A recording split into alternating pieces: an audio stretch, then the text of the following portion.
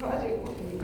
And it is so nice to see some familiar faces as well as some new faces. This is wonderful. We have an outstanding program for you today with some very special guests in the house that we will share with you a little later on. However, I'd like to tell you a little bit about the institution. We are a historical landmark, the African American Museum building. It is a Carnegie building, and built in 1902 for $50,000. How about that? So, $50,000 compared to what it cost us to refurbish it, and a tune of $11.5 billion. So it is, we are just really honored to be in the building. And so when people visit us, they get a double treat.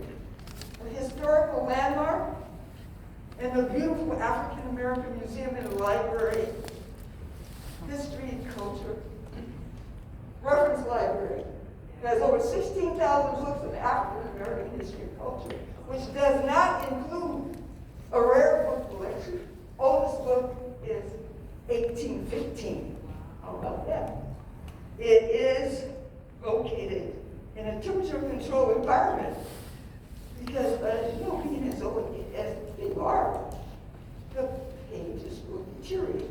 So our mission is to preserve African American history and culture, and I must say we do well. And our chief curator vouched for that. You'll get to meet him a little later on. But now, so when you come to the library, we are not circulating. Anybody knows what that means? Okay. Are you a librarian?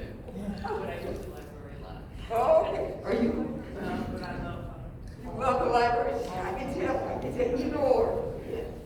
So, no, you cannot check with us because we are a research institution.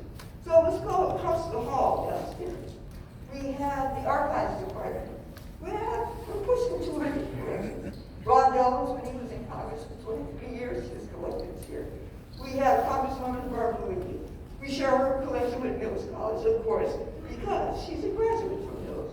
So we wanted to make sure that we shared with Mills College. We have Maury Turner, the legendary cartoonist. You probably heard of him. We have Henry Delton Williams, the legendary Motown designer who designed for such people like, we have in our collection, we have Martha Reeves, okay? You heard of Martha Reeves in the Van Ellis, which we hosted Martha Reeves here twice for Women's History Month. And I always tell people, she wasn't dancing in the street, she was dancing at Amlo. And so she tore the house down, and she's quite a dancer. So she was on a 30-foot ramp here at Amlo, and she tore the house down. So we have her original designs here that Henry Delton created. We have Frida Payne, who is part of the Supremes, are here. And what about our old Lenny Williams? His jumpsuit, spandex, which is about that big, right? And so when Lenny came here to donate a jumpsuit to us, I had to find a mannequin. I had a difficult time because it's so tiny. I did find one. And so I had the mannequin here with a jumpsuit on, and he comes from the stairs, and he says, "Vita, I was never that skinny." I said, "Yes, you were, because that's your jumpsuit." So we had a wonderful time with him. So, and then we have the first African-American school teacher, Miss Ida Jackson. Her collection is here. So you're talking about an institution that has a mission to maintain and preserve African-American culture. And we are just thrilled to be in a Carnegie building as well. Now, to let you know what it takes to preserve those garments or documents that we have in our collection. One garment bag for the original design of Henry Delton Williams. We had one garment bag costs us $300, $400 per garment bag. And then you talk about everything in acid-free bags and acid-free sleeves, all very expensive. But that's our mission. And so we are committed to make sure that we preserve. That's the archives department. Right across from the archives department, you have the seed lending library. Anybody heard of a seed lending library? Okay, you can come there, pick out some seeds, and put some seeds from our display into a small envelope, take them home, grow them in small containers or large containers, and hopefully you will bring us some seeds back. That's why we call it the seed lending library. Now, let's move up to this beautiful department. Right here, when you see the beautiful museum gallery, Visions for Tomorrow. This is on my right, on my left, East Wing, West Wing, these huge banners, the kiosks. Visions for Tomorrow, the history of Oakland, beginning with the 1800s. This is our permanent exhibit, test screens, telling history of people who migrated here, from some people who actually born and raised here. And then we have this beautiful exhibit in the center, curated by our own chief curator, with beautiful quilts. So you're talking about a lot of resources. You won't have time today to go through everything here. Up above the staircase, you'll see the African-American murals done by two local artists, Patricia Montgomery and Danielle Galvin. So that gives you a little bit of history of what's going on here.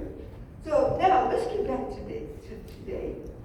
This is very, very serious, wonderful event that we're putting on today, because we're here to give you knowledge of a disorder that's been around a very long time.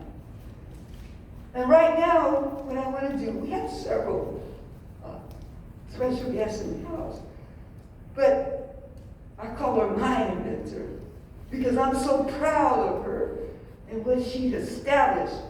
And if you know her history like I do, why she even took this road, this path that she's taken.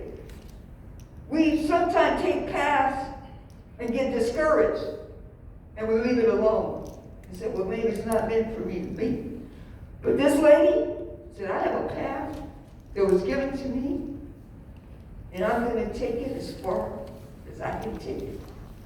So I want you to put your hands together, everybody, for Jane Guy.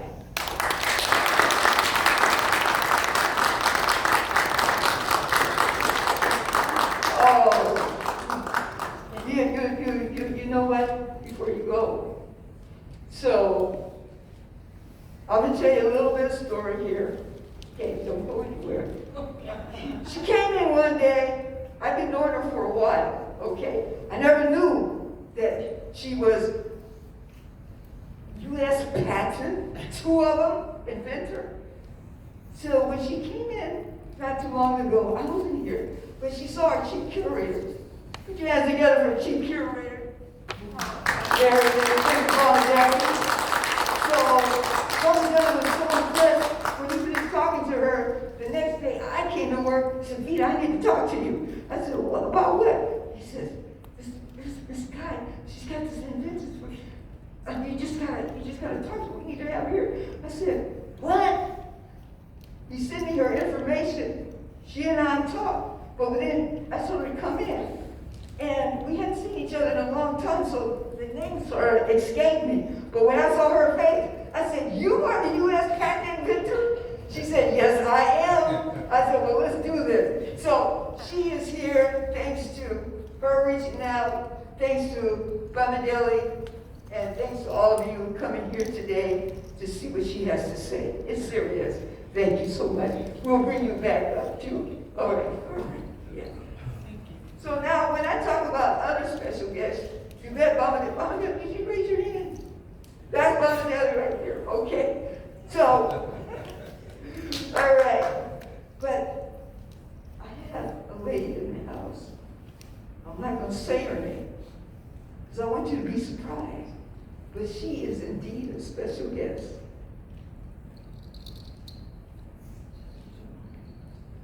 Yes, you may. I will assist you.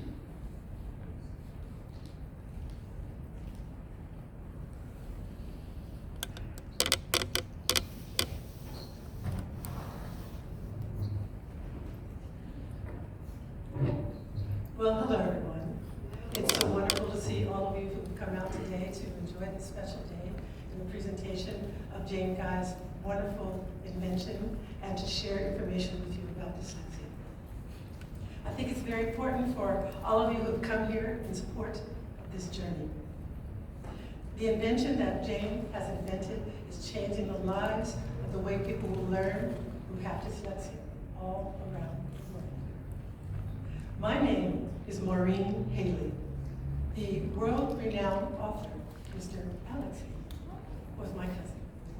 The story of Roots is the story of my family, of passionate impact.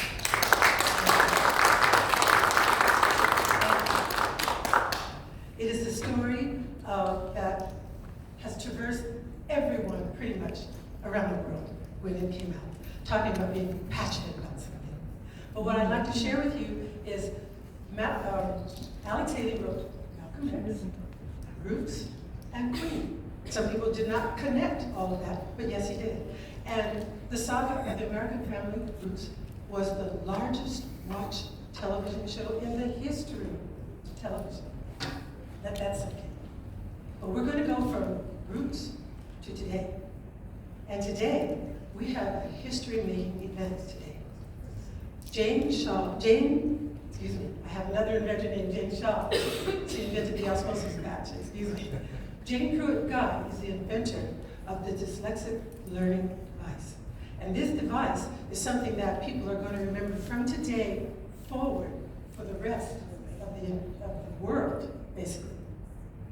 And from Roots to today, you have to realize that yes, Roots was a big thing, but this is even bigger, I think. I'm passionate about what happened in my family with Roots, and I've only had a few things that I'm pretty passionate about through the years. This is the second one. With the development of this device, things are going to change. People young, old, all around the world who have the learning device are now going to have assistance in being able to learn and develop better in their learning abilities. It's going to change everything. I also want to say too that the team is here today in support of dyslexia and how it affects millions of people around the world. This presentation is a memorable historical occasion here in Oakland because Jane decided to present it here in Oakland, in the community that she is around first with you. That in itself is a memorable occasion as well. We're going to have the team present some things to you, and the first person that we're going to present is going to be via Zoom. Are we ready for that? Yes. Hold on just a moment. Technical difficulty.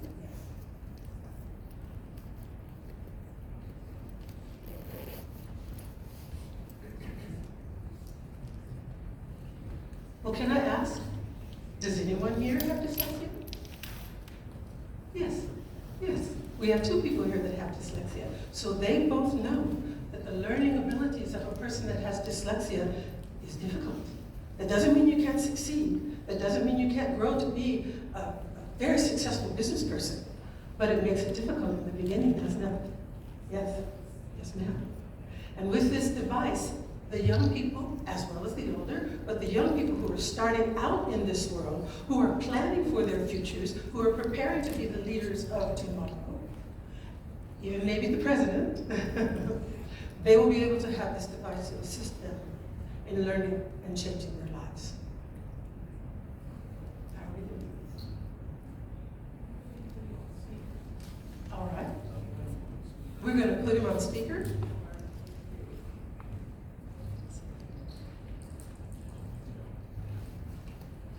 All right, good afternoon, everybody.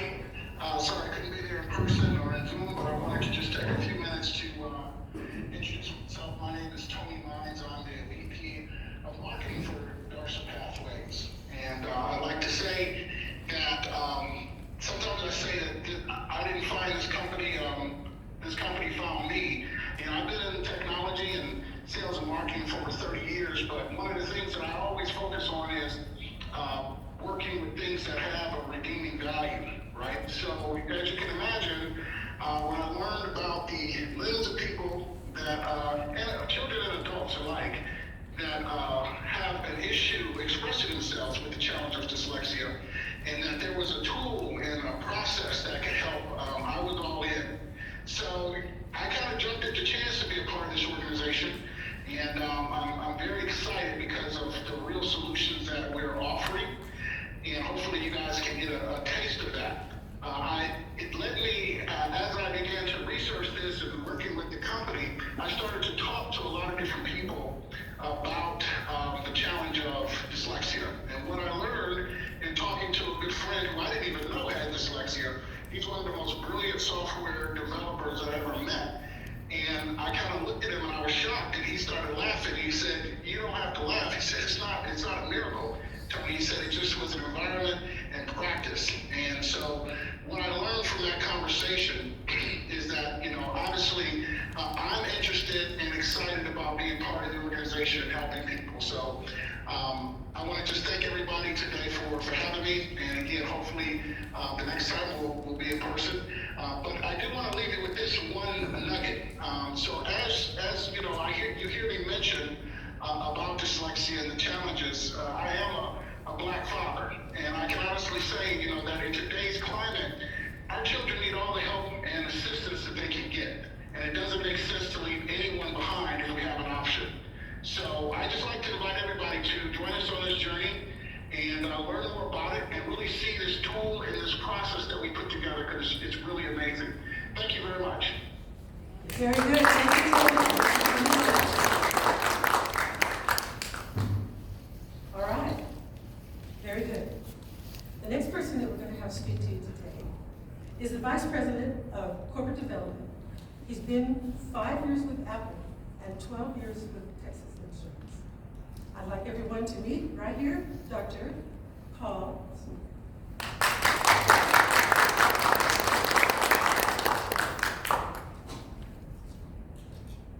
Thank you, everyone. I also just hope that wanted to give a few words about my background and this interesting technology that we have before us. I also want to mirror Tony's sentiments that this is an amazing technology. When I first found out about it, it didn't really have the impact that it has had recently. I initially started working with Jane to answer any questions that she may have about the journey and starting the company, at which point I think things progressed and she said, "Why don't you actually just help me build this?" And so I'm happy to be here.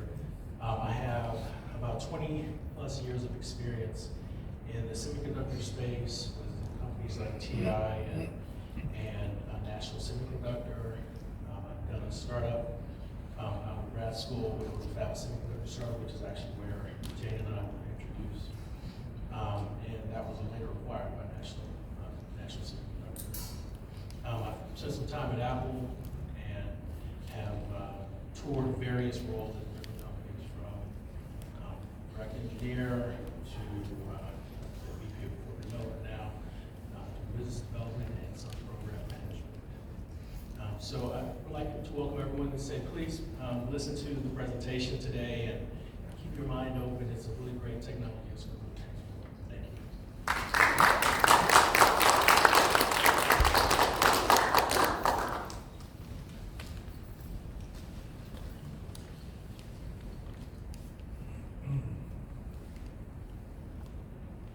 Very good. Thank you so much, Doctor. So far, we've listened to two people who are representing the team that's presenting information with you today. And we hope that they are inspiring you, they're intriguing you, wanting you to learn more, wanting you to, of course, give to the process. If you have a donation that could come our way, we certainly would love to get that from you. And if you know other people who are interested in this and would like to follow along with what you do, we certainly welcome that as well. The next person we have on the list. All right, very good. The next person we have on the list is someone that is very, very special to this event today. He's the patent attorney from a DBIP group out of San Francisco.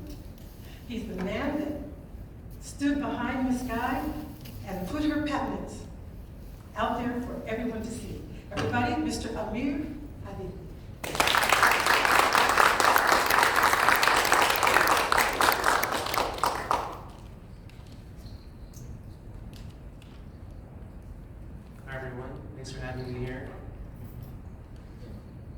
When I first met Jane, she came into my office, and it only took a few minutes after listening to her story, and I could tell right away that this was an incredibly inspiring person that I needed to work with, needed to help. So I just wanted to say, Jane, thank you for letting me be part of your journey.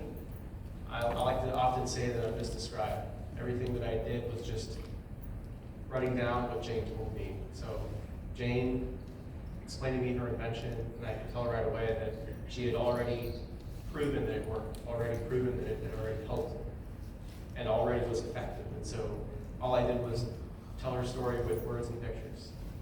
So thank you for letting me hear it, thank you for letting me be part of it, and I just can't wait to see what you accomplish. Thank you.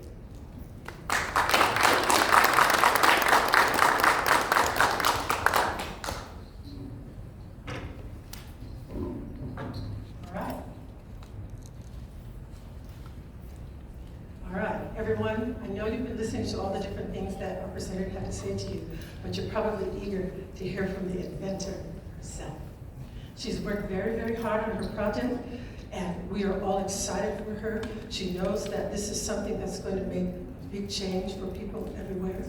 She's very passionate about it. She wants to share it with as many people as she can possibly share it with.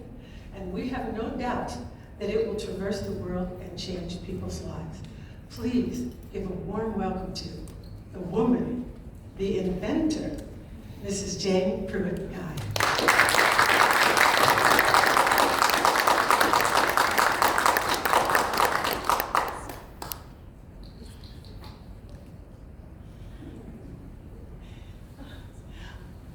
This is amazing. It absolutely is amazing. To be standing here and to speak my truth on this journey that has led me to an invention that Amir so willingly spent a lot of time ensuring that we got things just right. So when you submitted that application, it was all out in the universe, and we waited and waited. One night, Amir called me about 9 o'clock at night. We never had done that before in this process, and I figured it was, I didn't know what I figured, but I didn't take the call. And then he texted me and said, I think this is a call you're going to want to take. And I was like, oh, call me. He said, Jane, I just got over the wire. You got that? I didn't know whether to breathe, cry. I wasn't sure. It was a long journey before I got to Amir. I did many years of research and studying the medical journals and theses of other people that had researched dyslexia. And that journey was eye-opening, life-changing, emotional. I was angry, disappointed, and didn't really understand why I hadn't heard about dyslexia until it happened to my family. And when it happened to my family, I still didn't get enough information about what dyslexia was. So if I can share a little bit of a presentation with you, try to help. Let's see, does it work?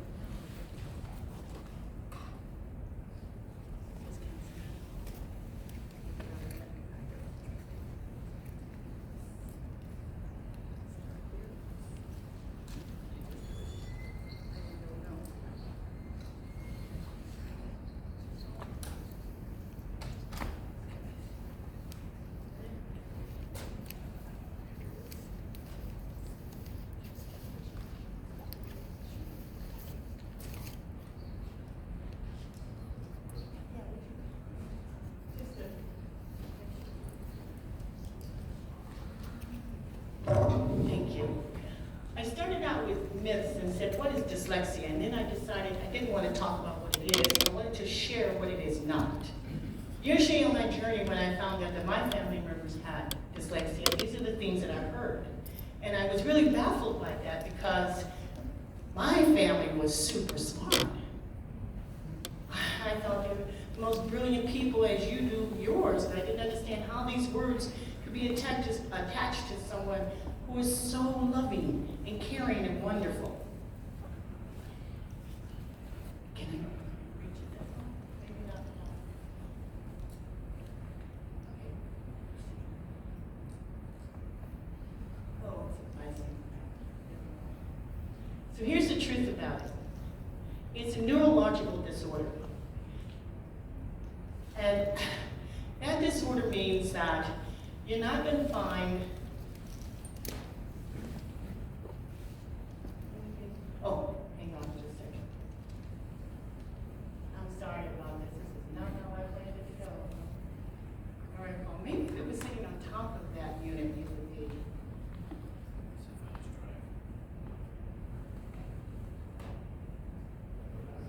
Yeah, that's fine.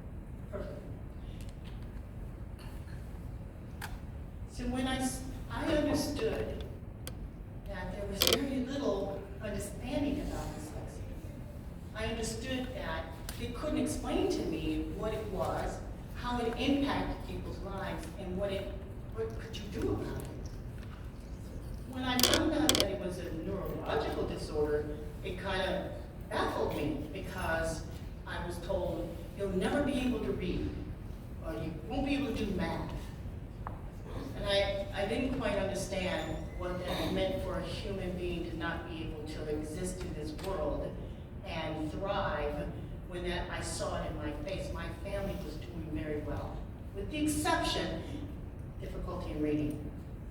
So you have an envelope that was left in your chair, and I asked you not to open it until now. Could you please open it now?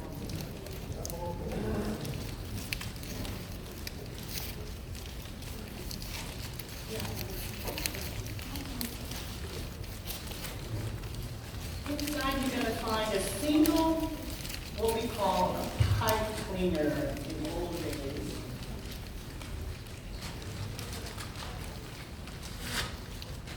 And before I go to the next screen, I just want you to take it out and ensure that you have one. And what I'm going to show you is the shape on the screen. I don't want you to apply what you think that shape is or what that represents. I only want you to follow my instructions exactly, and I want you to achieve the goal of creating the same shape that you're going to see. So,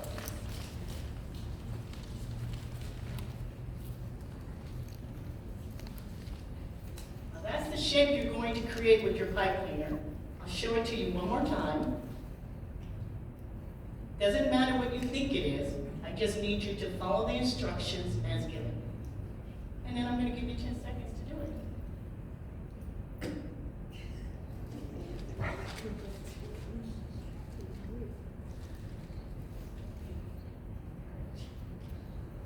Okay, that's your 10 seconds. Anybody need more time? Yeah. Obviously, before we start that off, obviously, you're going to need the second one. You're going to need the right tool to achieve the goal. This is what we do to people with dyslexia every day.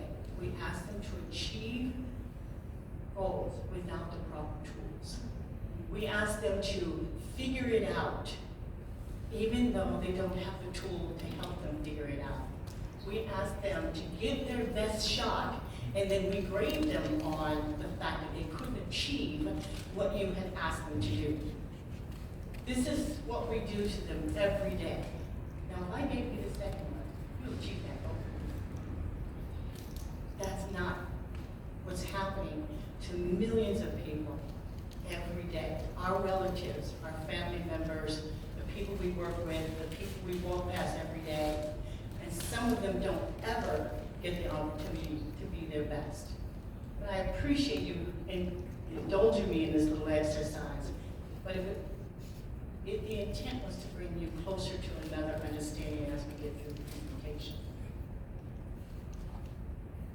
I'm going to run this video, Paul, if you would click that, I appreciate it. Oh, wait, Paul. Is it not running? Oh, the internet. Can't get the internet.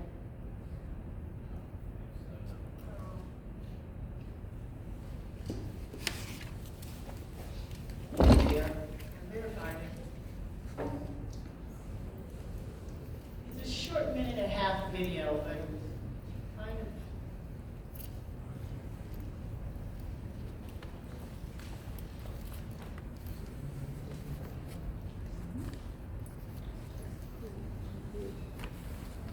Can we copy the link and try another way?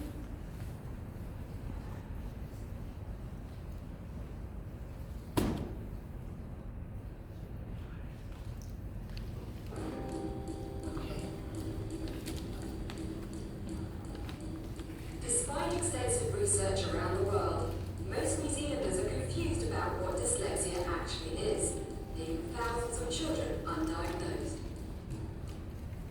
But there are a range of other processing difficulties like organisation, sequencing, short-term memory, and spelling. Over thousands of years, the ability to speak has been hardwired into our brains. Reading has to be learnt.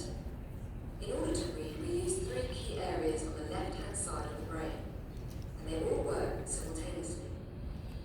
In the front of the brain, there is an area used for sounding out words in our head or out loud. It also starts to break down words into similar sounds known as phonemes, like the letter T is T.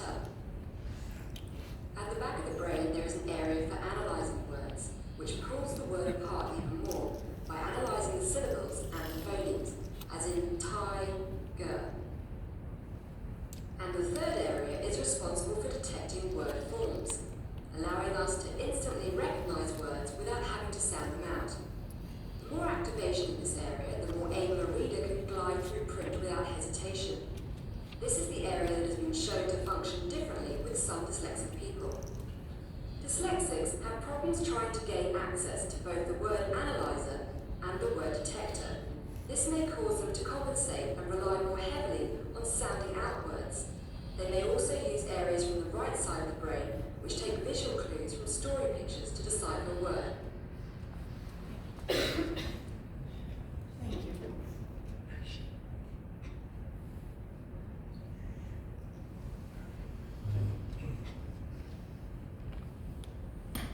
As I continue to take this journey to discover what was dyslexia, what did it mean, what was it doing, it required to look deeper into why did they think so differently from me.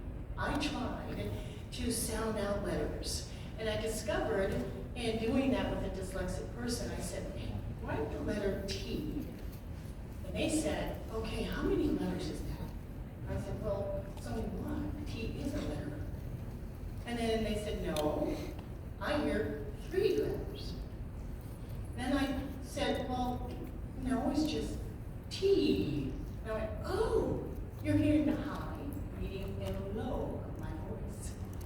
And because of the dyslexic brain doesn't have the filtering system that you and I may have, that they can drown out background noises, they can stop hearing the fly in the room or someone chewing the gum or brushing their hair or pulling on their shirt. They take all that data in at the same time, and they can't put it into a file cabinet because their brains are processing all of that information. You and I, we can shut that down and still have a critical conversation with a train blowing through the building. You and I can do that because we have that in our brains. This neurological disorder eliminates that filter. They don't have it.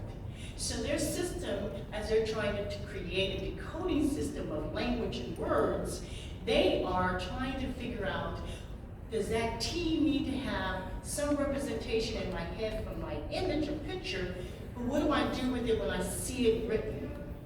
And sometimes that T could be in the shape of a square. Sometimes that T can be in the shape of a square where there is a deviation on one side of the shape. And as they go through that pattern of trying to identify letters and words to these shapes in their brains, they're actually having to create that for every letter in the alphabet, in every curriculum that they're experiencing, every street they drive, every sign they read, and they're trying their best to create a functional system that is designed differently than the way we learn. So just a little bit of statistic. If there's only one parent, there's a 50 to 60% chance that the child will develop dyslexia. That's one. Both parents, 100%. There's a spectrum with dyslexia. It can be very on the low, mild side, And then you can go to the extreme where you probably have seen people in their 80s that are still marking an X on the paper. They're extreme dyslexia and never got an opportunity to learn the way their brain was designed to learn. This number, and I took mine out of the presentation because I thought I was going to do it. We know right today that over 66 million people in America have been diagnosed with dyslexia. We don't know the ones that have not been diagnosed. But with these percentages, this can only grow. This can only advance, and there's no boundaries to where dyslexia is.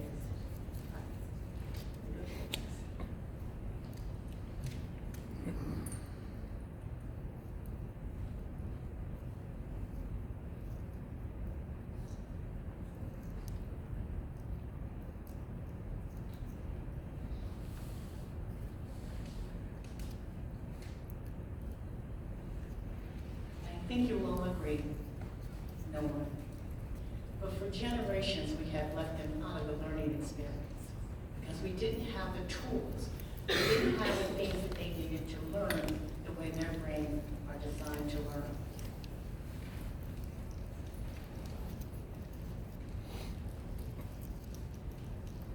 As I said earlier, my journey started with shock and awe. I was shocked to discover that the number one learning disorder nobody knew about was a secret. The number one learning disability that people didn't have access to the tools, to the things that they needed, and no one could teach me how to teach my family so that they could be their very best. The thing that was the most for me was that the shock was that this was not a limited learning disability. It's unlimited capabilities. It just, we need to give them the tools and teach them in the way that they learn. What is that? So after I got out of shock and awe, I decided I've got to ask myself some questions. What was the disorder? So what is the brain doing? And what tool did they need to help? That was a journey that took me down a rather large path, a tremendously large path, and it took me many years. I spent research in the United States, in China, in India, in Germany, in Russia, and Japan, and I wanted to know, was that only happening in America? And it is not. It is happening around the world. What were we doing in America for this? We were last on the list of helping people with dyslexia. I read medical journals, I read a thesis, I went through the educational system. I decided that it was important for me to look at nonprofits, what were they doing? I called the government and asked what did they know about dyslexia and what evidence base did they have to say that it works, what they're doing. They were like, well, they got computers. No, is it working? Well, they have audiobooks, but is it working? Well, we don't really follow that. How do you know if it's working if you're not following what is happening with the students that you're giving these products to? I decided now I gotta go to the public. So I went and talked directly to parents. I got involved in the schools. I know IEPs, 504 plans, early intervention. And the stories were all the same. They were heartbreaking because people didn't know. They didn't have any idea what dyslexia was. They didn't know that we were sitting here begging for help. And all we got was, we just don't know how to read. That was not acceptable to me. If you haven't guessed by now, I'm truly a problem solver. So I decided, how do we solve this problem? What is it that we need? Sounding out letters, learning sight words, or repetitive conventional learning will never work for a dyslexic. You cannot sound A-E-I-O-U. You cannot try to include them in sight words, the, and, but. It will never work for them. Their brains do not operate like that. Matter of fact, from the video, the way they're taking their language cues and they're having to build their decoding system of this language path that they really need to be involved in, it's a difficult, complex process. I wanted to see how simple is this process. It can't be, it's gotta be just quick, just put something in front of you and you're gonna get it. No, it's extremely complicated. And every individual is different. And every person is in a different place with their disorder. And every person may not be welcome to receive the information based on this way or that way, because there's different spectrums to where they could be in the gaps of developing their decoding system. Those gaps we can't identify by looking at them. Next thing was, oh my gosh, out of the research, they're multisensory learners. We've been teaching kids in advanced classes and GATE classes, multisensory. Why didn't we think this was those students? But they are.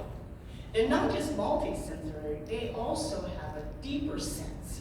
They can be color sensitive, they can be sound sensitive, they can be warmth and cold sensitive. And all of that impacts their ability to create what is so critical we take so simply is to read. And that impacts their ability to do math. Some of the senses that are really key to them being able to develop what they need to know is the sight, hearing, movement, and touch. That's just a few. And those are ones we're really familiar with. The sight part brings upon another feature in dyslexia called dysgraphia. Dysgraphia, if you look at a math problem, say 1, 2, 3, 4, 5, that 5 might jump into place of that 1. And when you blink, you look at it, you're going 5, 2, 3, what? Their numbers move around and they can't control that. It depends on the number. It could be the 6 that might move, the 7 may move, or the 9. But in early stages of a 3-year-old, 4-year-old, 5-year-old, they have yet to recognize what is the signal that I'm going to get that tells me that number is going to change space. There is something happening. It might be a shimmer. It may be that the letter might just grow a little bit. It might just tweak. It might just grow bigger, be smaller. But they have yet to say, oh my gosh, what's happening to my numbers? It's early development. But they are going to have the experience where that if they look at the number, 1, 2, 3, 4, 5, and they turn their head, it could be 5, 3, 2, 7, but they know they read something different. It is so key. The things that we have to ask ourselves, and what I've decided was important, was where are they on the spectrum? I have no way of determining that, but I know what I know now. Sensitivities, multisensory, they use more necessary to develop a connection between what they see and versus what their brains are doing. So how do I figure out if Jane Doe she can get the letter A, but she can't get the letter S? I don't know that. But I knew we had to find a way. And what is that way? Before I tell you the way, I want to just share this. Dyslexic can be overloaded with information. And some of the symptoms that you may recognize in someone who's been overloaded that hasn't yet to complete their decoding system will be that they'll get headaches. They'll say, ugh. Or they may have a stomach ache. They may make excuses and remove themselves from the scene where they have permission or not. And you say that's a behavior problem. But that person needs to get away because the data that they're receiving is just too much. And they need to have back up so they can sort it out. And they may not get your permission to do it. Closing their eyes, and you think they're not paying attention, they're unfocused. But they're trying their very best to hang on without having their heads explode. Literally, their brains become overwhelmed. And so we see that. We want to label it as lazy, unfocused, can't get behaviors. You're just not smart enough. Get it done. This is the dyslexic brain. We can't change that. I can't go in and get a surgeon to fix it. I can't take my child to an eye doctor because it's not a visual problem and glasses will never work.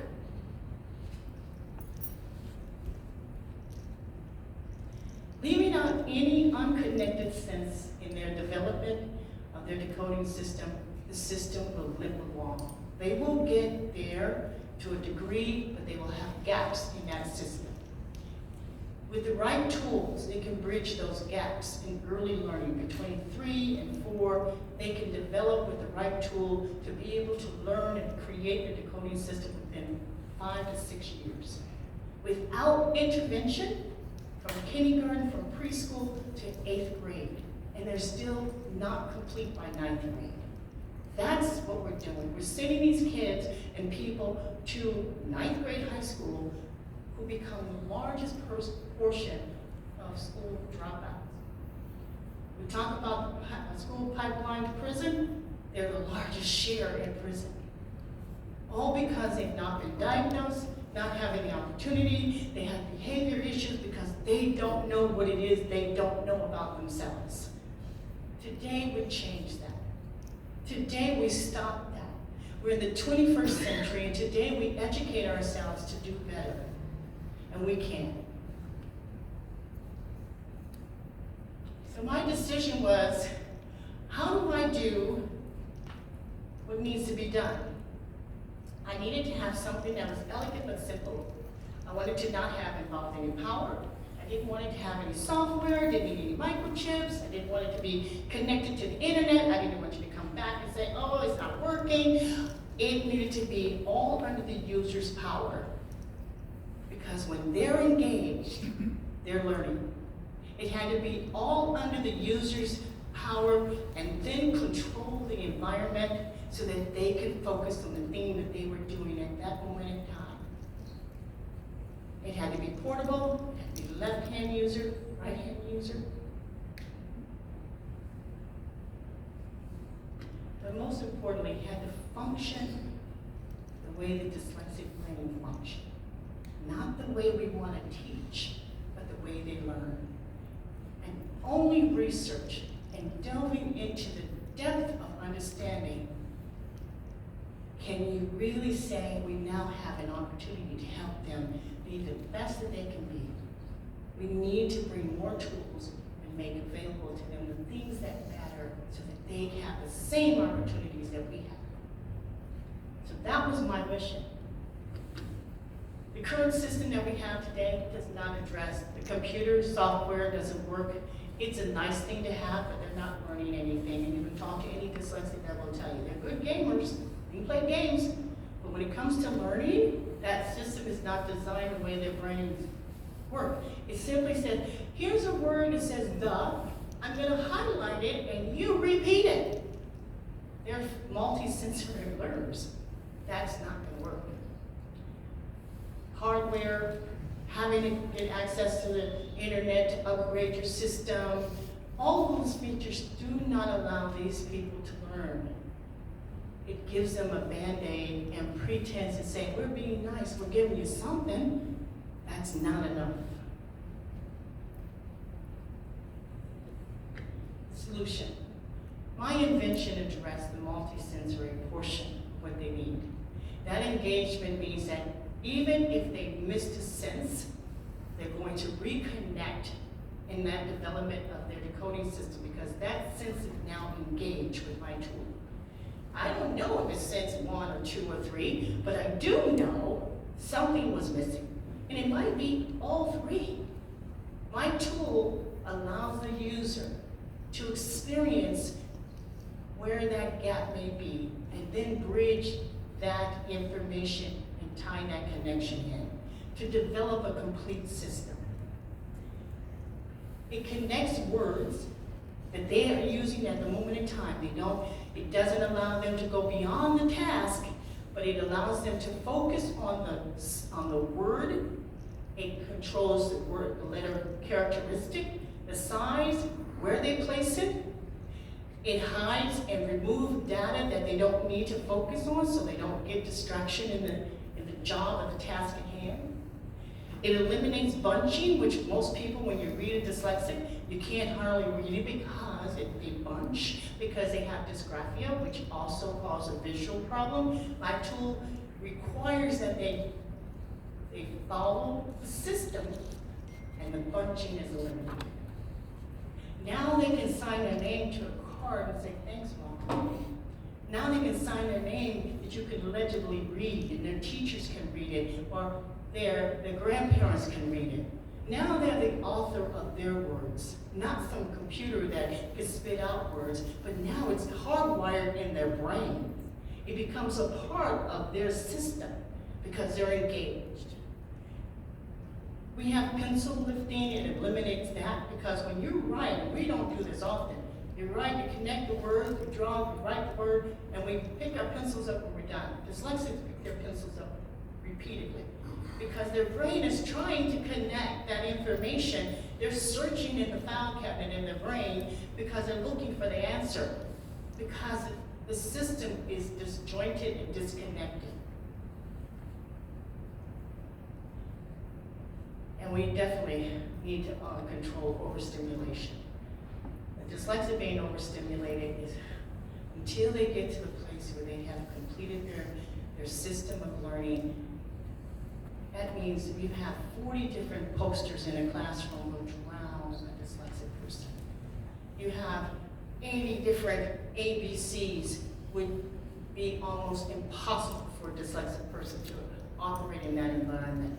You have flashing colors beyond the ones that are comfortable with them. And that means they prefer yellow, they prefer blue, they prefer pink. White paper with black ink is a disaster for a dyslexic person. They cannot read it, they can't see it, they can't even process what's on the paper. To eliminate that problem, we change the color of the paper. It's just that simple. Just change the color of the paper. We have colored paper everywhere. Why can't we give them colored paper to do their work on? It's just that simple. This is my patent number. We are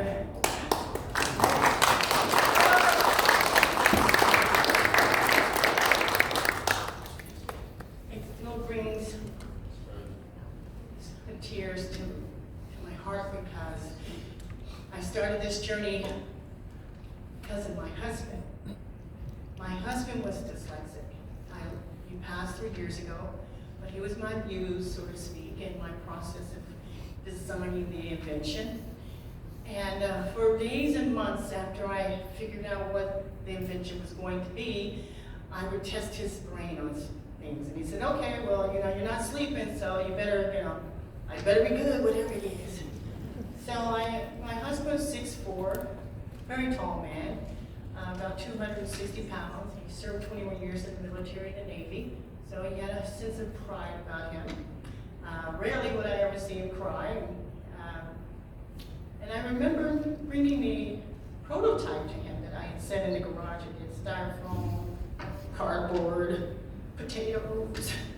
I tried every material I could figure out to get that thing just so. And I handed it to him. He's sitting at the head of the dining room table. I give it to him, he said, okay, this is it, right? I go, yeah. And he looks down at it, and he holds it in his hands, and he doesn't look back at me, and he looks down at it, and I'm like, wow, okay, feedback.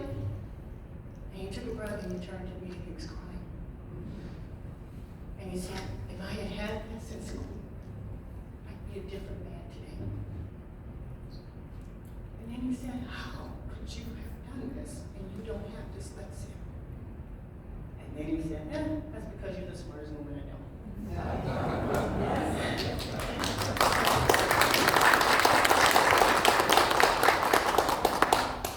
We talked that day about it because I didn't know for 20 years of my marriage that my husband was dyslexic. We had tons of arguments about different things that seemed very minute to me, but very big for him. And then when I talked to him that day about the invention, and I said, I discovered these facts. Is this true? He said, and every spring when you changed the furniture in the living room, Joe drove me nuts. I had figured out the pattern of things, and where things were, and then I'd come home and you would move my chair somewhere else, and the pattern has changed. He couldn't handle that. I didn't know that. because my husband had been told all his life he was an imbecile. He was taught badly to in school. He was bullied. And he had trauma that he couldn't share with me. And when he shared that trauma with me, he could have saved a lot of arguments. But I understood, and my passion for wanting to be a part of this change became that much more important. So this patent, Amir so willingly took me on and called me late night to tell me the good news. My husband stood up and he applauded me. And that was the last time my husband would stand. He ended up having a stroke and he was wheelchair bound for 5 years, and then I lost him in 3. But that's the day that he stood next to me that I treasure so much. It's here read that phone call. So if you want an opportunity, the patents are here today.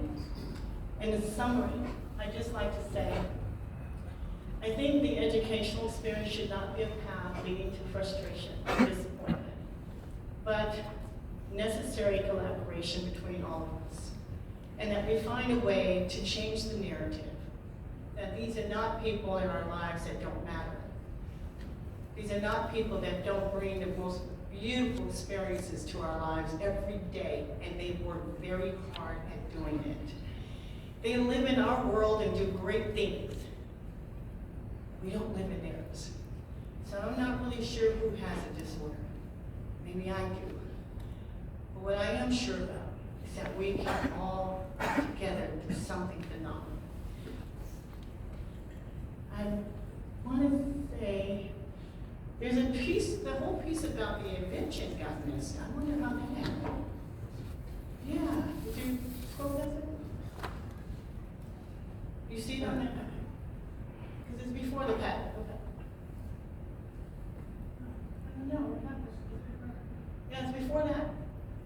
Keep going. You didn't have a picture? Okay. That's okay. We'll go on to the next. So let's get to the end of it. I've held you captive long enough. Next one, please. I threw these in because I have a special place for that guy. These are other dyslexics that you may know.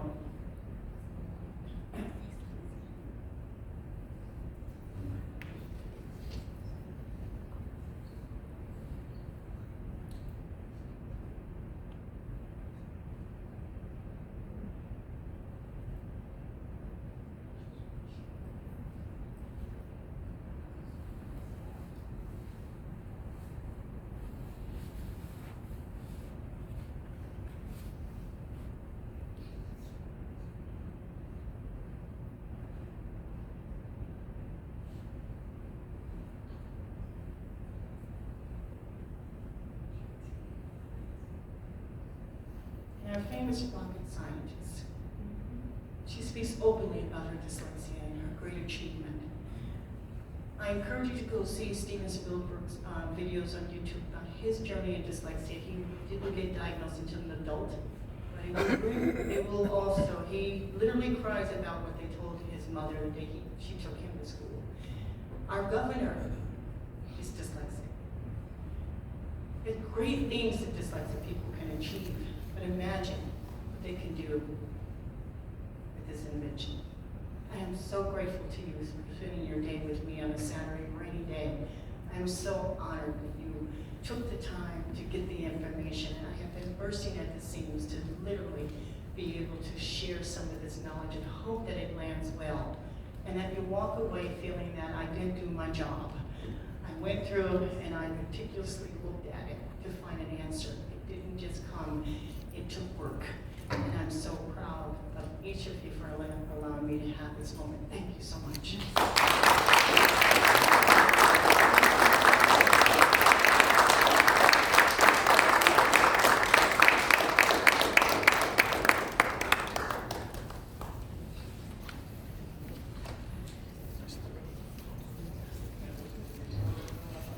Excuse me, I just asked permission.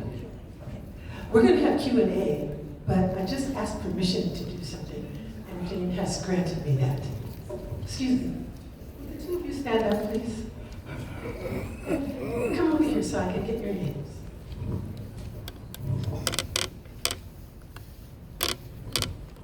What is your name, sir? My name is George Armenta.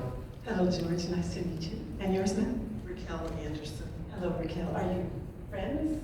Okay. High school friends. That's awesome. Well, I asked permission to do something really special, and she granted it to me right away. We would like you two to be the first two to try her invention here in the community.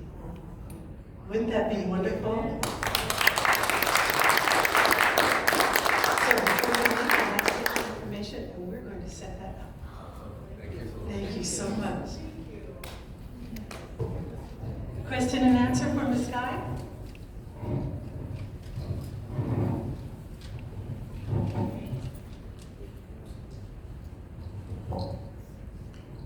Are there questions?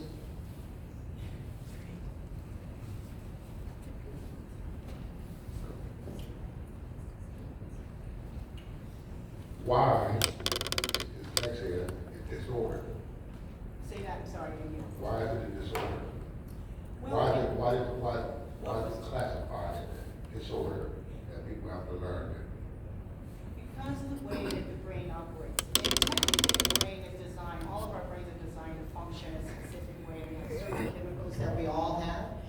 The difference is that a dyslexic brain uses those chemicals much differently from what we consider to be the average person's brain.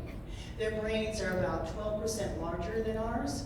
It takes a great deal more energy of their brain to complete a single task than we do. So, and some of them don't receive the same information through the visual that we do. So their brains are designed differently.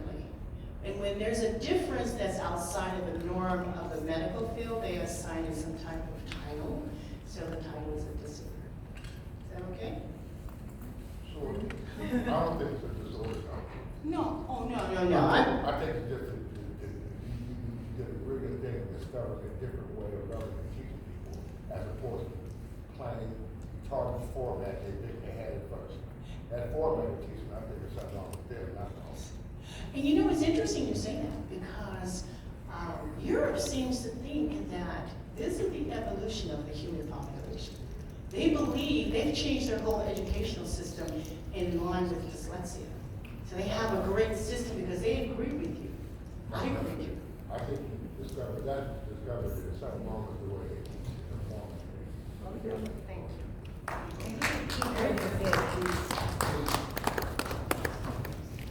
you. Hi, can you comment on the incidence of dyslexia by language and by different writing systems and the way humans put sounds and meanings to written symbols? Well, let me see if I get this right. So if I'm thinking about the way we look at, when you say symbols, we're talking about letters, right? Because, correct? Yeah, is it correct that dyslexia varies by language? I have not seen any evidence that if you're speaking Chinese versus English. And like the way Chinese is written as opposed to an alphabetic system? No. So there's not a difference in the language itself. It's in the processing of the language. So it doesn't matter if you're speaking Chinese, Japanese, or English. Your brain is still trying to translate that written language into something that it can recognize. So no, I haven't discovered that. I say yeah because it's possible.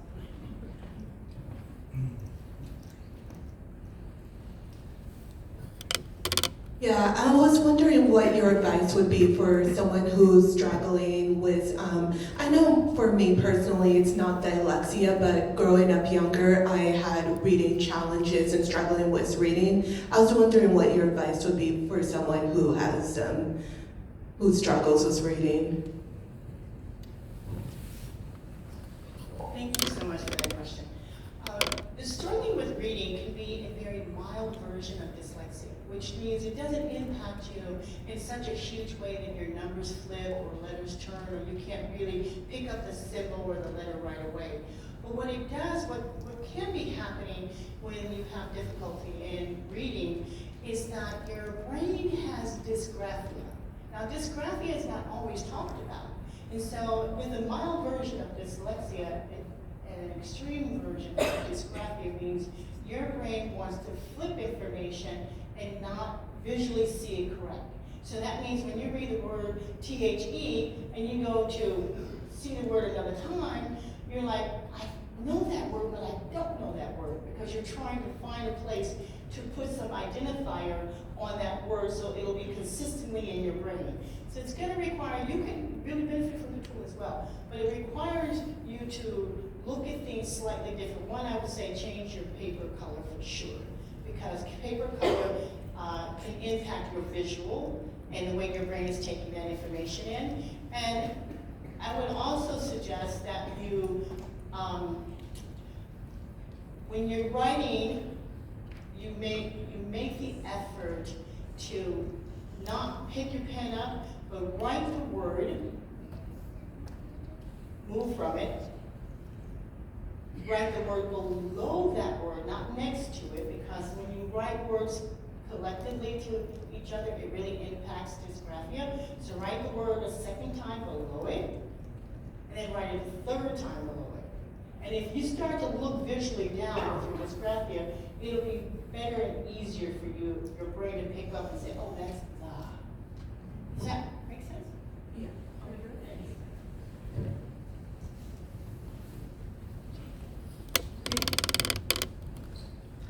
Hi, are you planning to do presentations in schools, in inner city schools? They need that, we need that.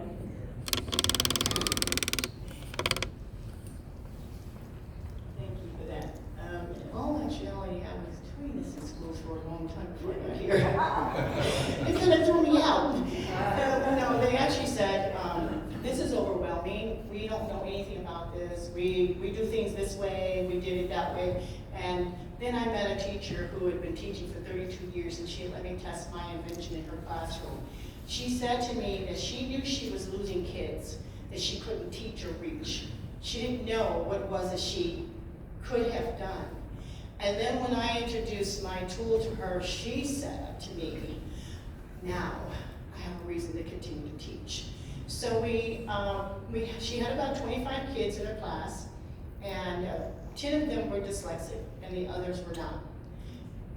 And so this little girl, this was 4th grade, this little girl walked up to her and I sitting at the desk, and she was a little weepy, like she wanted to cry. And I was like, oh my gosh, help her, let's not do that. This is not that kind of thing. We don't want anyone to be upset. And she said no. She raised her head and she said, this is the first time that I've enjoyed school. That was my confirmation that we were on the right path. And then the kids that didn't have dyslexia got a chance to test out the prototype. And they said, oh, we want one because we got done faster. So I was like, well, it wasn't intended for that, but okay, I'll make a note of that. So yeah, I have talked to the schools. The schools are going to be a little different because they have a system that's set in place. And I'm talking a completely different narrative because the research that I have come away with tells me that we were on the right track for a moment. Now we need to be on a better track. And so I need to, just slowly introduce things. They'll call me, I'm sure. Thank you. Jane, can you talk about what your vision is to get this information out, and so it does become helpful and more of a standard?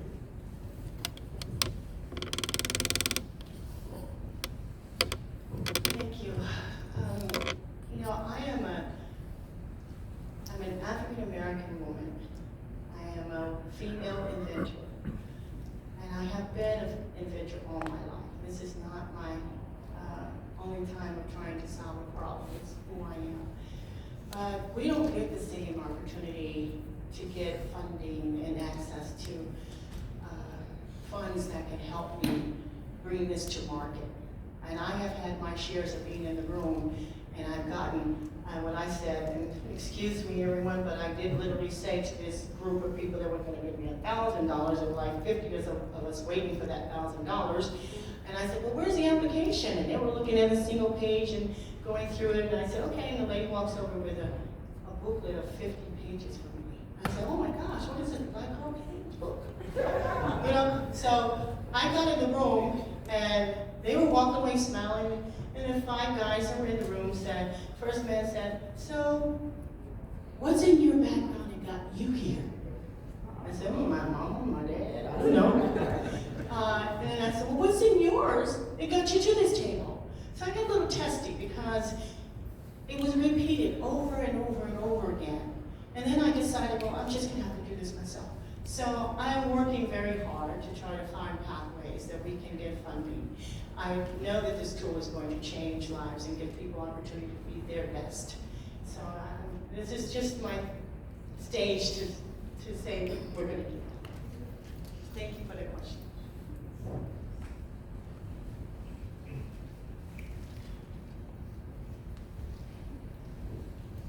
Is there like a curriculum or like a program that we could do at home for like, you know, kids coming up or dealing with this? And then my second question is, when it comes to communicating with someone with dyslexia, like how do you like identify it and how do you kind of change your style of communicating so you can get through?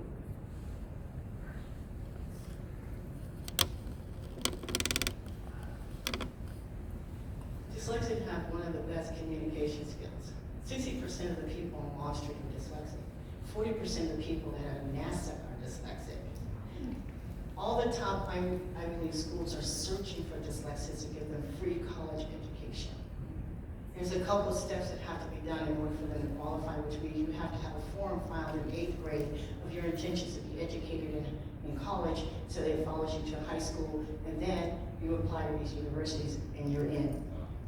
So the communication is not an issue. You won't be able to tell through that because these are amazing people like you and I. But what you can do at home, especially from early, middle, and older, is that dyslexic children are very poor in organization skills. So if you say, I'm going to put the socks in this drawer, your shoes under the bed, and you're going to hang your jacket up, then you come in the room, you see that the socks is in the closet, the shoes are somewhere else, and then you say, okay, put your stuff away, and they never do. It's because they don't know how. Their brains can't organize that. The one thing I suggest is that you use cards and pictures. So you put a picture on the card that says socks, and you tape it to the door. And I promise you that once they get that sock drawer, they're never gonna let you change it. So be ready for that. I don't care if they turn 40 and have 40 wives. They're never changing that sock drawer. Okay, that is their thing. But they will get it, and they will know it's the sock drawer. So that's the start of it. And as they get older, the cards go away because now you've helped them organize their lives in a way that their brains can process. Does that help? Yeah. Okay. Any other questions?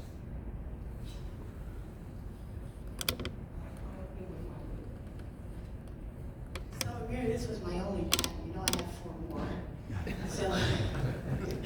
So I am really excited about being able to bring additional tools to people with dyslexia. This was just the start, and to get people to change the conversation about learning. And this tool will absolutely open doors for so many people. So again, I'm very grateful to your time today. Thank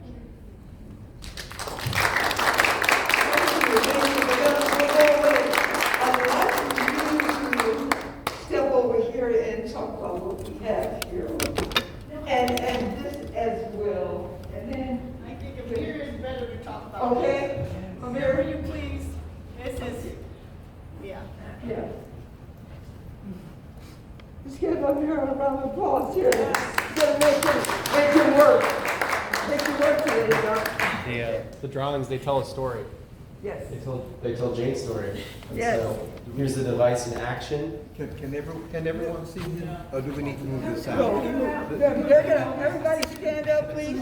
We're gonna, The story is hopefully very logical and sequential. and then you can walk through this. Please, yeah, just come up. And we're gonna walk, yeah, because that's gonna, we're gonna walk through this. Okay, go ahead, I'm here. Wonderful. So they're organized from right to left, and the figures are labeled. So figure 1 is over here on the right, figure 2, figure 3, but it shows the process of how you use her penmanship device to write letters. And then the others are on the other side. But the details are in all the writing, because we got 25 claims. Can you explain that?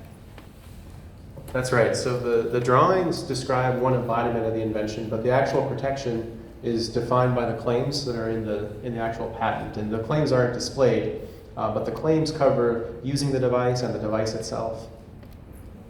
And does the 25 matter or no?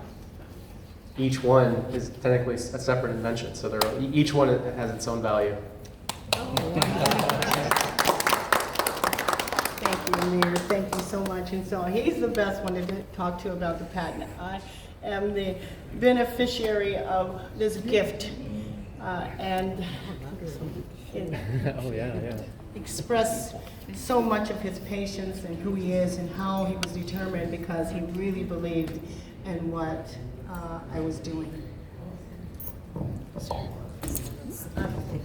The pattern is the stick with the cutouts? Yes. Yes. And so what you're doing is controlling how I'm making my letters. I'm controlling that, and I'm controlling your visual, and I'm controlling how much information you take in at that time. So we have a specific function that you have to adhere to, but because it's interactive with you, then the repetitiveness of what you do with that tool could bridge those missing pieces in your learning. And that, at one point, I'm saying, you can throw away my tool because you've got what you need.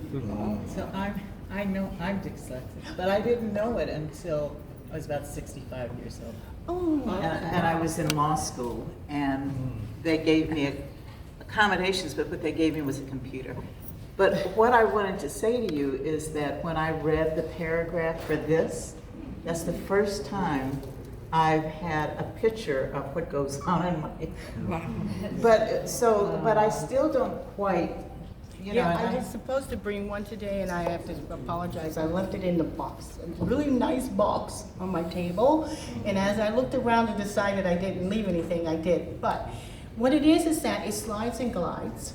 Okay. And so as you use one portion of the feature of it, and you use the tool to control the initial symbol, letter you want, you move the tool windows to adjust to a different place, which will tell you the spacing between your letters. You adjust it again, and it'll tell you the difference between your spacing between stringing words together. It's designed to be a very simple tool to not complicate what you know is your complicated disorder, which is control the environment. You can put it on top of a book if Yes. you're reading a book. Oh, absolutely. Okay. It was designed definitely for that. Okay. And the figures try to tell the story of writing your name. Yes. That's why what the you figures see show my you. name on it.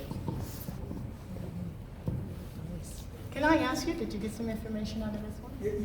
Yeah, I was particularly impressed by your criteria for that device, that it not be based on the internet, Yeah. and that it actually be accessible, and that it can actually just be used it's usable. Yes, Yeah. yes, it was. A lot of people think, technology is the best way to address many things. But when you have a complex disorder like dyslexia, you don't want to overwhelm it with another complex piece of it, whatever. You want to give them the opportunity to do the learning in the way they learn. So they needed to have some features that control that environment that they don't automatically have in their brains, and then allow them to be able to move through that development. So yeah, thank you for that. I appreciate that. That was exactly my point. I really didn't want to get involved in that. Any more questions? Well, thank you. Also, tell us about this. This is a copy that we had made of one of the patents in the case here, which is this, so you can actually look through it. And Amir, did I get this right? This section here with all the other listings? You did, yes. So these were other patents that bounced off my patent, right? That they looked at to determine. And Is this new? It's new. So this says, I'm taking. Who's at the top? She's at the top. She's at the very top. All right. Yes. She made it to the top of the list. Now all this is Yes. described by Amir, and we sat down, and I remember the first day I had the tool with me, and he's like, "Oh, so Jane, can I see it?" And I go, "Yeah," and I take it out, and I'm handing it over, and he's sitting across the table, and I was holding on to it for dear life, and he says, "No, can I see it?" I said, "Yeah." He said, "Well, can I hold it?" And then I kind of put it in his hands, and I released it like this because I was so worried that, who could I trust with this? It just felt so right. But Amir was just amazing and understanding exactly. A lot of what I talked about, I was so surprised because we talked for quite a long time. I had a question. How soon do you see this actually getting into the school system itself and being available to the students? Well, interesting enough, we just spoke with the Archdiocese Catholic School District in San Jose. What was that, Paul? A week ago, Paul? Was that a week ago we talked to the Archdiocese? Oh, that was 2 weeks. Was it 2 weeks ago? So we are doing that. We're going to continue to do that. But at this point, we're heading towards getting it manufactured and getting it in the hands of people. So if I wait any longer for that. On Amazon? Amazon, from our website, which we put in the card in the envelope says our website. Absolutely, we want it within the next 6 months. Oh, wow. We're being very aggressive because we've been at this now for a minute. Yeah, thank you. And I'd like to say that, keep in mind, this month, do you know what this month is? This month is Women's History Month. We hope extraordinary women, and of course, right here, extraordinary women. And we're so happy to host her here. This is wonderful. So, wow. What else, whatever the museum can do to further your vision, we are here for you. Now, before you leave, she's here to talk with you, but before you leave, please thumb through the binder and look at the patent. If you've never seen a patent in person, which I had never seen, and when she brought them here for me to look at, I said, oh, I gotta find a case. I promise I will lock them up in a case. Because she was saying, what? You want me to bring my patents here, Vita? I said, yes, I do. But I said, I will take responsibility and lock them up in a case. So please feel free. Do you mind if I take pictures? Oh, no, not at all. Okay. Thank you so much. One of the things I wanted to add to that is that I had never seen a patent. So when it came to my house, and was like, yeah, Jane, you should get something delivered. I was like, okay. And when it arrived, I opened it. It did come with this amazing letter, and I apologize for not having the letter, but to see that and to know that people before me have done great things and received their patents, I never knew. I thought I was going to get a page that said, hey, you did the right thing, here's your patent, and good luck to you. But it was the amazing work put into a book, and it was just phenomenal. So, yeah, please take a look at it. It was something I had never seen myself. Ladies and gentlemen, everybody here, give her another round of applause. It's amazing. Wow. I'm so proud of you. It's so good. Okay, thank you everyone. Thanks for sharing your Saturday with us here at AMLO, our amazing team, AMLO team, Marco over there, Chief Curator here, team downstairs, and of course our special guest. It's been an amazing day. Thank you so much, everybody.